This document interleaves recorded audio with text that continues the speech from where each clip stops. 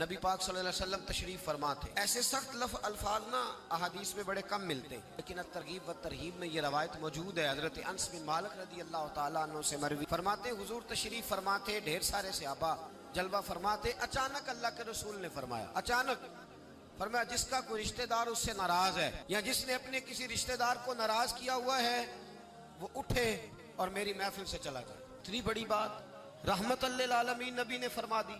فرمایا جس کا کوئی رشتہ دار ناراض ہے، جس نے کسی رشتہ دار کو ناراض کیا ہے وہ اٹھے اور میری محفل سے وہ چلا جائے، رخصت ہو جائے. ایک صحابی اٹھے، تھوڑی دیر کے بعد واپس آئے تو صحابہ کہتے ہیں ہم نے سوال نہیں کیا لیکن ہماری نظریں سوالی تھی. ہم نے لفظوں سے سوال نہیں کیا لیکن ہماری نظریں سوالی تھی. گویا مجھ سے پوچھنا چاہتے تھے کہ صحابہ آپ کہاں گئے، کیوں دیر سے آئے؟ حضور نے جب فرمایا تو صرف آپ ہی اٹھے. تو وہ صحابی کہنے لگے میری خالہ مجھ سے ناراض تھی.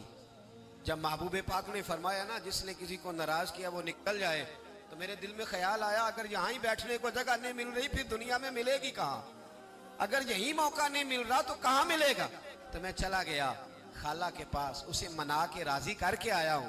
کہتے جب انہوں نے بتایا تو میرے رسول پاک علیہ السلام نے رزلٹ اناؤنس کیا. نبی پاک صلی اللہ علیہ وسلم نے وضاحت فرمائی، فرمایا سنو، جہاں کوئی رشتے توڑنے والا موجود ہوتا ہے، جہاں کوئی ایک بھی رشتے توڑنے والا موجود ہوتا ہے وہاں اللہ کی رحمت کا نزول نہیں ہوتا، وہاں سے اللہ کی رحمت روٹھ جاتی ہے. لہذا میں نے کہا کہ اٹھ کے چلے جاؤ، اس لیے کہ ہم جہاں بیٹھے ہیں وہاں اللہ کی رحمتیں برسیں گی.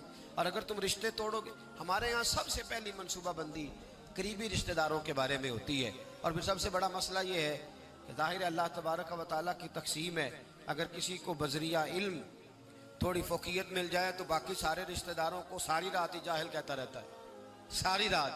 حالانکہ اس سے سوال اگر یہ پوچھا جائے کہ بھائی وہ تو جاہل تھے، تو نے علم دینے میں کیا محنت کی، تو نے ان کے سامنے دین پیش کرنے میں کیا جد و جہد کی؟